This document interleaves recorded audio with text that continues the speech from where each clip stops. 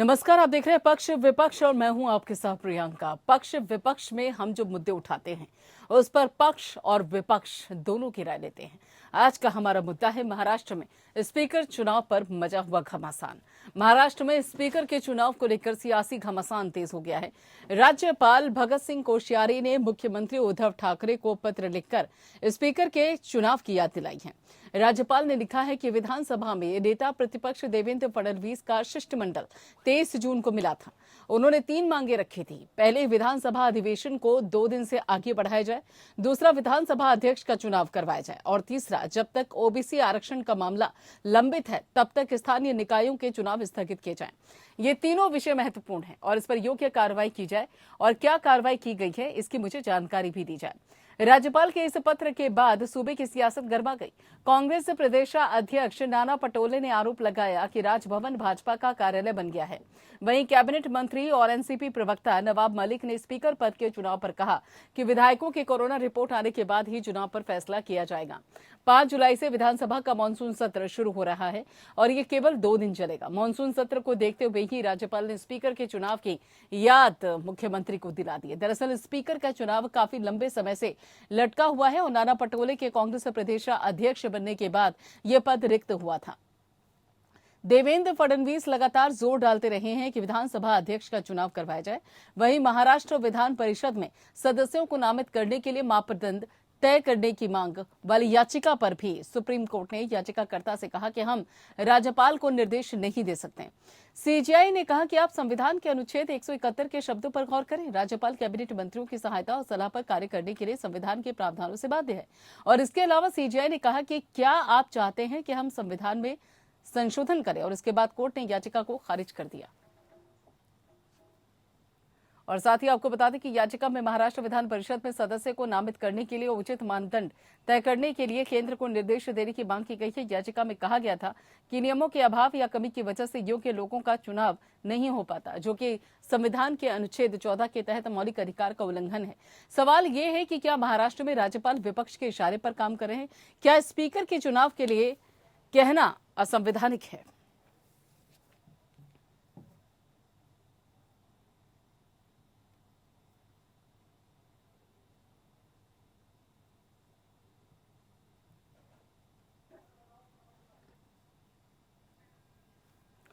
तो आपको बता दें कि महाराष्ट्र में सियासत लगातार गरमाई हुई है और कारण यह है सियासत के गरमाने का वो है विधानसभा अध्यक्ष पद। और इसी पद को लेकर इस वक्त अगर देखा जाए तो सत्ता पक्ष और विपक्ष आमने सामने है, लेकिन बीच में जो राज्यपाल हैं उनकी भूमिका को लेकर भी सत्ता पक्ष की तरफ से सवाल उठाए जा रहे हैं। महाविकास अघाड़ी की तरफ से कांग्रेस के प्रदेशाध्यक्ष नाना पटोले उन्होंने सीधे सीधे तंज कसा है और उनका कहना यह है कि ऐसा लगता है कि जो राज्यपाल भवन है वो बीजेपी का मुख्यालय की तरह काम कर रहा है। यहाँ पर विपक्ष की तरफ से जो भी मांगे आती हैं उसको सत्ता पक्ष के सामने राज्यपाल रखते हैं। और उधर आपको बता दें कि देवेंद्र फडणवीस जो कि महाराष्ट्र के पूर्व मुख्यमंत्री हैं, उन्होंने भी सीधे सीधे कई मांगे सत्ता पक्ष के सामने रखे हैं और जिस बाबत उन्होंने बाकायदा एक पत्र भी राज्यपाल को दिया। और राज्यपाल ने भी कहा है कि 23 जून को बाकायदा यहाँ पर खत में मिला था और इस बाबत कई चीजें थी, कई बिंदु थे, कई ऐसे अहम पहलू थे जिन पर विचार करने की जरूरत है। और उन्हीं पहलुओं पर विचार करने के लिए राज्यपाल भगत सिंह कोश्यारी ने उद्धव ठाकरे को इस बाबत पत्र भी लिखा है कि विपक्ष की तरफ से जो मांगे आई हैं, जो अपील आई है, उस पर गौर करने की जरूरत है। दरअसल देवेंद्र फडणवीस ने यहाँ पे साफ तौर पे कहा था कि जो मानसून सत्र शुरू हो रहा है उसको 2 दिन से आगे बढ़ाया जाना चाहिए। और दूसरा ये भी कि खास तौर पे जो विधानसभा अध्यक्ष पद है उसको लेकर भी चर्चा करने की जरूरत है, उसका भी चुनाव होने की जरूरत है। नाना पटोले जो कि पहले विधानसभा अध्यक्ष है, लेकिन बाद में जब उनको महाराष्ट्र में कांग्रेस का प्रदेशाध्यक्ष बना दिया गया उसके बाद वो पद खाली हो गया। वहीं दूसरी तरफ ओबीसी आरक्षण को लेकर भी देवेंद्र फडणवीस ने कहा है कि जब तक ओबीसी आरक्षण को लेकर कोई फैसला नहीं हो जाता तब तक निकाय चुनाव स्थगित किए जाएं। ये सारी मांगे देवेंद्र फडणवीस ने बाकायदा खत के जरिए राज्यपाल भगत सिंह कोश्यारी तक पहुंचाए हैं। और इसी बिंदु को लेकर, इन्हीं खत को लेकर इस वक्त सियासत भी काफी गरमाई हुई है। सवाल ये उठता है कि क्या स्पीकर के चुनाव के लिए मांग करना, अपील करना या फिर राज्यपाल का उद्धव ठाकरे सरकार से कहना असंवैधानिक है। और उसके साथ ही ये भी सवाल खड़ा होता है कि क्या विपक्ष के जो आरोप हैं यहाँ पर राज्यपाल की भूमिका को लेकर, क्या वो सही है? क्या सही मायनों में जो विपक्ष का कहना यह है कि राज्यपाल का भवन बीजेपी का मुख्यालय बन गया है, उन आरोपों में आखिर कितनी सच्चाई है।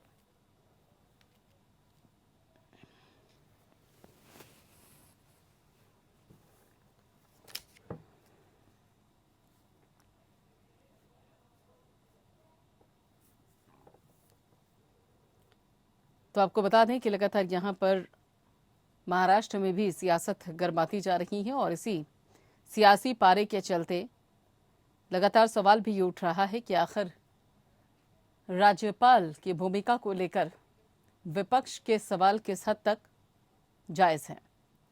जो पूरा मसला सामने आया उस बाबत राज्यपाल ने सीएम उद्धव ठाकरे को पत्र लिखकर देवेंद्र फडणवीस की मांगों पर कार्रवाई करने के लिए कहा और ऐसे में कांग्रेस को मौका मिला और कांग्रेस का साफ तौर पर यह कहना है कि आखिर विपक्ष का साथ राज्यपाल इतना क्यों दे रहे हैं।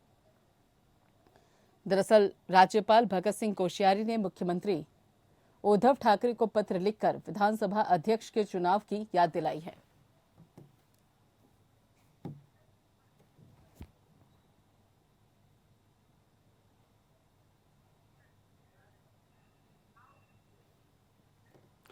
तो आपको बता दें कि महाराष्ट्र की सियासत को लेकर यहां पे सत्ता पक्ष और विपक्ष एक बार फिर से आमने सामने, लेकिन उसके साथ साथ जो राज्यपाल की भूमिका है उसको लेकर भी विपक्ष ने सवाल खड़े किए हैं। और इस बाबत बातचीत करने के लिए और साथ ही कुछ सवालों के जवाब देने के लिए हमारे साथ मेहमान जुड़ गए हैं। यहाँ पे बृजमोहन श्रीवास्तव हैं जो कि एनसीपी के प्रवक्ता हैं, वो हमारे साथ जुड़े हैं और इसके अलावा धनंजय गिरी हैं जो कि बीजेपी के नेता हैं, वो हमारे साथ हैं और संजय द्विवेदी हैं जो कि शिवसेना नेता हैं, वो भी हमारे साथ जुड़े हुए हैं। सबसे पहले यहाँ पर एक बात बताइए धनंजय गिरी जी, विपक्ष का आरोप है खासतौर पे जो कांग्रेस के प्रदेश अध्यक्ष हैं नाना पटोले, उन्होंने कहा कि देखिए जो राज्यपाल का भवन है वो बीजेपी का मुख्यालय बनकर रह गया है। इन आरोपों के चलते आप क्या सफाई देंगे? आपको मेरी आवाज मिल रही है धनंजय जी? जी एक सेकंड। चलिए लगता है जी धनंजय जी, मेरा सवाल यही था कि जो यहाँ पर नाना पटोले जो कि कांग्रेस के प्रदेशाध्यक्ष हैं, उनका साफ तौर पे कहना है कि जो राज्यपाल का भवन है वो बीजेपी मुख्यालय की तरह काम कर रहा है। इन आरोपों के चलते क्या कहेंगे आप?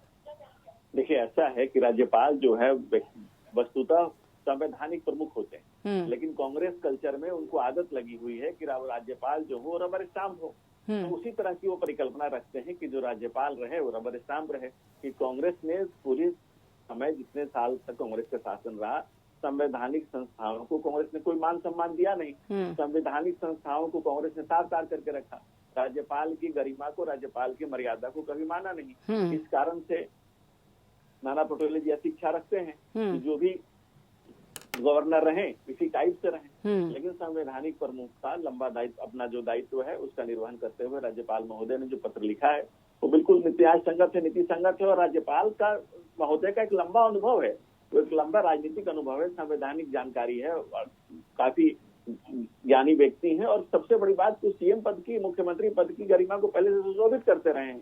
वो ऑलरेडी मुख्यमंत्री रहे हुए हैं, मुख्यमंत्री रहे हैं और आज गवर्नर हैं, तो उनको संविधान की विधिवत जानकारी है। और संवैधानिक प्रमुख होने के नाते जो महाराष्ट्र का हाल कर रखा है महागाड़ी की सरकार ने, वसूली और तमाम चीजें, उस डिटेल में नहीं जाऊंगा मैं, वो सारी चीजें पब्लिक डोमेन में, आपको भी पता है सारी चीजें क्या हो रहा है, नहीं हो रहा है, क्या चल रहा है।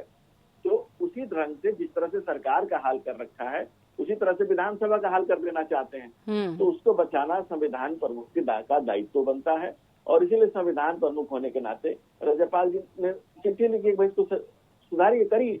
और विधानसभा अध्यक्ष के बिना क्यों चलाना चाहते हैं, तो हास्यास्पद है ना। ठीक है संजय द्विवेदी जी, अगर यहाँ पर स्पीकर के चुनाव को लेकर राज्यपाल बकायदा उद्धव ठाकरे जो कि मुख्यमंत्री हैं महाराष्ट्र के, उनको याद दिलाते कि देखिए आपको स्पीकर का चुनाव भी करवाना है, तो ये गलत है क्या, असंवैधानिक है क्या? इस पर आखिर सवाल क्यों उठाए जा रहे हैं? वाजिब सवाल है। मैं इस पर एक चीज आपसे कह दूं, अभी बहुत स्पष्ट कह रहा हूं मैं आपसे कि चाहे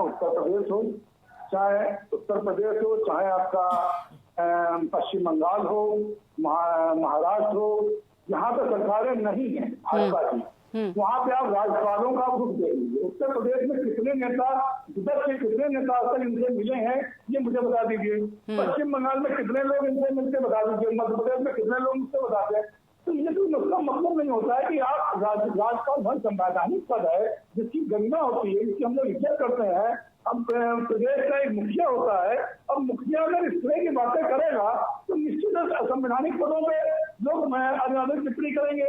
हम लोग नहीं करना चाहते, लेकिन अगर खनौनी जी ने कोई लेटर दिया है तो आप समस्या में लेटर दिया हो कि सर कोरोना महामारी कोई काम सरकार नहीं कर रही है, महंगाई क्यों बढ़ रही है, तेल के दाम क्यों बढ़ रहा है, इसकी चिंता भाजपा जनता पार्टी को नहीं है। चिंता किसकी है कि वहाँ विपक्ष में है तो कैसे ईडी का इस्तेमाल करें, कैसे आईटी का इस्तेमाल करें, कैसे उनको पेश करें और किस तरह उनको परेशान करें। जो ये सबक चल रहा है ये उचित नहीं है, ना इसको लेना चाहिए। मैं एक बात कह रहा हूँ, संवैधानिक पद पर बैठे किसी व्यक्ति को, चाहे वो किसी पद पे हो, तो उसको अपनी मर्यादा का ख्याल रखना चाहिए, क्योंकि ये देश है, मर्यादित देश है, यहाँ का संस्कार है। हमारे हर भारतीय के अंदर हम लोग संस्कार से जीते हैं, तो संस्कारों में अंदर अनादर नहीं होना चाहिए। जो अनादर की भारतीय जनता पार्टी कर रही है प्रदेशों में, वो नहीं होना चाहिए। मैं इस पर बात कहना चाहता हूँ। बिल्कुल ब्रिजमोहन जी, भाजपा कार्यालय, हम लोग भाजपा कार्यालय कह रहे हैं और जो सत्य है वो भाजपा कार्यालय है। आप खुद देख लीजिए भाजपा के कितने नेता राज्यपाल होने मिलते हैं और विपक्ष के कितने नेता राज्यपाल होने मिलते हैं। आप उठा के उत्तर प्रदेश देख लीजिए, या विपक्ष के नेता उत्तर प्रदेश में मिलने का टाइम नहीं मिलता और भाजपा के नेता दिन भर वही पड़ रहे थे। तो ये कोई मर्यादा वाली बातें नहीं है। भाई इससे पहले भी सरकारें रही है, इससे पहले भी महामहिम राज्यपाल रहे हैं, उन्होंने हमेशा समस्याओं को लेकर जो है मुख्यमंत्री को आगाह करते थे, तब ये आपके प्रदेश समस्या है, इसके समाधान करिए, ये यहाँ पे ये दिक्कतें आ रही समाधान करिए। इसके लिए राज्यपाल पद होता है। राज्यपाल पद इसलिए नहीं होता है कि आप जिन्होंने आपको राज्यपाल बनाया उन्हीं की बात आप सुन रहे हैं, तो ये मर्यादा वाली बातें नहीं है। मैं विरोध करता हूँ। ठीक है ब्रिजमोहन जी, यहाँ जो एक कहते हैं कि सामंजस्य विपक्ष और राज्यपाल के बीच में नजर आता है, ये आखिर सत्ता पक्ष और राज्यपाल के बीच में नजर क्यों नहीं आ रहा? एक दरार क्यों देखने को मिलती है हर बार? सबसे बड़ी बात ये भी है कि अगर यहाँ पर विपक्ष का कहना ये है कि देखिए आप मानसून सत्र को 2 दिन से ज्यादा बढ़ा दीजिए, कई मुद्दे हैं जिनको लेकर चर्चा होनी है, तो इसमें क्या समस्या है? प्रियंका जी, तो पहले मैं आपको बता दूं कि हमारी सरकार महाराष्ट्र की और राष्ट्रवादी कांग्रेस पार्टी संवैधानिक के प्रति सम्मान रखती है और गवर्नर, ऑलरेडी गवर्नर साहब का भी जो पद है वो संवैधानिक पद है।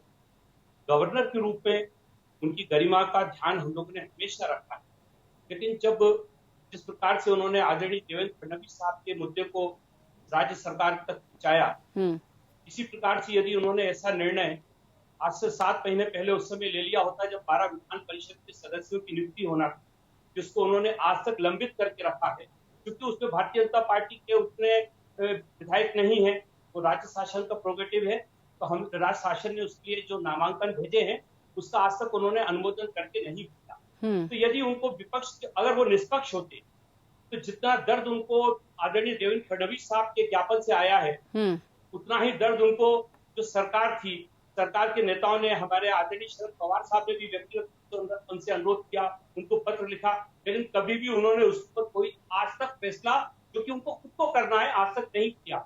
इससे ऐसा लगता है कि वो निष्पक्षता से काम नहीं कर रहे, कहीं ना कहीं उनके मन में पक्षपात है। अब जहां तक बात जो देवेंद्र फडणवीस साहब ने मेमोरेंडम किया है, वो जिस आधार पे आदरणीय गवर्नर साहब ने पत्र लिखा है, गवर्नर साहब प्रदेश के मुखिया हैं, प्रदेश के सरकार के प्रमुख होते हैं, उनको पत्र लिखने का अधिकार है, उससे कोई हमको आपत्ति नहीं है। मूल मुद्दा इसमें यह आता है कि जो पत्र उन्होंने लिखा है उसकी जरूरत क्यों पड़ी। आप देखिए कि जो महाराष्ट्र काउंसिल लेजिस्लेटिव रूल है, उसका रूल है 195, उसमें बिजनेस कंडक्ट रूल के बारे में दिया गया है कि बिजनेस कंडक्ट रूल क्या होते हैं। बिजनेस एडवाइजरी कमेटी, जिसमें कि सारे दल के लोग होते हैं, उन्होंने इस बात को फैसला लिया कि हम 2 दिन का सत्र चलाएंगे। उसमें भारतीय जनता पार्टी के भी प्रतिनिधि हैं, ऐसा नहीं है कि उसमें भारतीय जनता पार्टी का प्रतिनिधि नहीं थे। और ये फैसला बिजनेस एडवाइजरी कमेटी ने इस बात पे लिया कि जो वहां पर एडेमिक जो महामारी को नियंत्रित करने की जो कमेटी है, उसने अपना ये उसके जो एक्सपर्ट्स है, उन्होंने इस बात की समझाइश दी है कि अभी दूसरी लहर का अंत नहीं हुआ है, अभी दूसरी लहर के क्या वेव चल रही है और तीसरी लहर की आने की संभावना है। इस बात को ध्यान में रखते हुए आप इसका सत्र कम करिए। तो बिजनेस जो एडवाइजरी कमेटी है, जिसमें खुद भारतीय जनता पार्टी के लोग हैं, उन्होंने फैसला किया है। और वही देवेंद्र फडणवीस साहब एक पत्र लेकर पहुंचाते गवर्नर साहब के पास, और गवर्नर साहब भी बगैर इस बात का परीक्षण किए कि वाकई वो जो कमेटी थी जिसने फैसला लिया है उसमें बीजेपी के भी लोग थे या नहीं, उन्होंने पत्र लिख दिया। इस पूरे पत्र का जवाब हमारे प्रदेश के आदरणीय मुख्यमंत्री उद्धव ठाकरे जी ने 3 पेजों में दिया है आदरणीय गवर्नर साहब को। बिल्कुल विश्लेषण के साथ दिया है जवाब। ठीक है, उसको स्पष्ट किया है उन्होंने। तो मैं सोचता हूँ कि इसमें कोई ऐसी विवाद की जरूरत नहीं थी, पर देवेंद्र फडणवीस साहब को बहुत जल्दी है। उनको ऐसा लगता है कि इन सारी बातों को करने से वो अपने उन विधायकों को रोक पाएंगे जो भारतीय जनता पार्टी से इस्तीफा दे। बयानों को लेकर और कहीं अलग अलग कदमों को लेकर अक्सर सियासत गर्म ही रहती है, लेकिन इस बार सियासत के गरमाने का कारण है खत जो कि राज्यपाल ने उद्धव ठाकरे को लिखा है। उद्धव ठाकरे जो कि महाराष्ट्र के मुख्यमंत्री हैं, और इसी खत को लेकर इस वक्त सियासत काफी गरमाई भी हुई है। लेकिन आखिर इस खत के मायने क्या है, और सबसे अहम बात जिस तरीके से यहाँ पर शिवसेना के जो नेता हैं संजय द्विवेदी जी ने उठाई भी है कि आखिर जिन राज्यों में बीजेपी की सरकार नहीं है वहां पर राज्यपाल और अपोजिशन की जो सरकार है उनके बीच में ठनी क्यों रहती है। इसी सवाल का जवाब देने के लिए हमारे साथ खास मेहमान जुड़े हुए हैं धनंजय गिरी जी। एक सवाल जो यहाँ पे संजय द्विवेदी जी ने उठाया उसका जवाब दीजिएगा कि आखिर जहां पर गैर बीजेपी शासित है, यानी कि जिन राज्यों में बीजेपी का शासन नहीं है, अलग अलग पार्टी का शासन है, वहां पर आखिर राज्यपाल और सत्ता पक्ष के बीच में ठनी क्यों रहती है। और दूसरा सवाल इसी से मैं ये भी जोड़ देती हूँ कि यहाँ एक और खत में बात कही गई है कि जब तक ओबीसी आरक्षण का मामला प्रलंबित है तब तक स्थानीय निकाय चुनाव स्थगित किए जाएं। आखिर निकाय चुनाव आरक्षण के मसले को लेकर क्या संबंध है? देखिए, आरक्षण का मुद्दा महाराष्ट्र में बहुत पहले से चल रहा है और मुझे को सुलझने तक के लिए उन्होंने पत्र लिखा है। ये अलगदा बात है, लेकिन सबसे महत्वपूर्ण जो बात है कि आप विधानसभा का सत्र चलाना चाहते हैं और विधानसभा के सत्र का विधानसभा अध्यक्ष क्यों नहीं रखना चाहते हैं। विधानसभा जो अध्यक्ष थे वो उठ के कांग्रेस के अध्यक्ष बनने चले गए। एक्चुअल में ये जो क्राइसिस है ये कांग्रेस का क्राइसिस है, जो कोरोना क्राइसिस से भी बड़ा क्राइसिस है। और ये पूरे देश में जो कांग्रेस क्राइसिस फैला हुआ है वही कोरोना क्राइसिस से भी बड़ा क्राइसिस है। महाराष्ट्र में भी क्राइसिस के तौर पर फैला हुआ है। कांग्रेस के संग्राम रुकने वाले नहीं और चौहान चुकने वाले नहीं। कांग्रेस के भीतर जो घमासान मचा हुआ है वो पूरे देश में मचा हुआ है। हर स्टेट में आप जाके देख लीजिए, राजस्थान में वही है, पंजाब में भी वही है। इनकी कथा हर जगह हर स्टेट में ऐसे ही चल रहा है। विधानसभा अध्यक्ष उसको उठा के प्रदेश अध्यक्ष बना दिया। ये लोग तय ही नहीं कर पा रहे हैं किसको बनाए। इनके बीच मचे हुए घमासान का निर्णय नहीं कर पा रहे हैं। और जो 3 टांग की सरकार जो चल रही है महाराष्ट्र में, उसके 3 अलग अलग रिमोट हैं, 3 अलग अलग दिशाओं में चल रही है, 3 अलग अलग विचारों के लोग हैं उसमें। तो सबसे बड़ी समस्या वहां की जनता को जो हो रही है, महाराष्ट्र की जनता जो भुगत रही है, उसी को अब विधानसभा में भी न भुगतना पड़े, इसके लिए संवैधानिक प्रमुख के पद पर बैठे हुए राज्यपाल महोदय ने कहा है कि भाई अध्यक्ष का चुनाव कर लीजिए। इसमें कौन सी बड़ी बात है, कौन सी गलत बात है, कौन सी अन्यथा कही जाने वाली बात है, अन्यथा मानने वाली बात है। जो स्थितियां हैं प्रदेश की, जो सरकार की स्थितियां, वो किसी छुपी हुई नहीं है। ये वही हाल विधानसभा करना चाहते हैं। ठीक है, ठीक है संजय द्विवेदी जी। उसके बाद मैं ब्रिजमोहन जी का रुख करूँ। जी संजय द्विवेदी जी। छोटी सी बात कहना चाहता हूँ। आज गठबंधन की सरकारें चल रही हैं पूरे देश में। इन्होंने पीडीपी से गठबंधन किया, उनकी सरकार चली गई, इन्होंने वापस लिया समर्थन। तो बहन मायावती जी के इन्होंने सरकार बनाई, 6 महीने बाद उनकी सरकार चली गई। आज बिहार में क्या हालत है, जेडीयू और उनकी सरकार चल रही, क्या हालत है। उत्तर प्रदेश में गठबंधन की सरकार चल रही है। तो महाराष्ट्र में दर्द क्यों हो रहा है, इनके पेट में बरगोड़े क्यों उठने लगती है। महाराष्ट्र में एनडीए की हमारे भाई बैठे ब्रिजमोहन जी, इनसे पूछने कोई दिक्कत है सरकार चलाने में? कांग्रेस को भी बैठा लेते हैं, उनसे पूछने कोई दिक्कत है? हम बीजेपी को दिक्कत हो रही है, मैं आज समझ नहीं पा रहा हूँ। बीजेपी क्यों गिरा नहीं पा रही सरकार? मैं राजस्थान में प्रयास किया, वहां से मां के भरा दिए गए। मध्य प्रदेश में उन्होंने जुगाड़ कर दिया, कभी एक आदमी छोड़ सरकार बना दी। कांग्रेस का ही विरोध करेंगे, हर जगह कांग्रेस का विरोध करता है।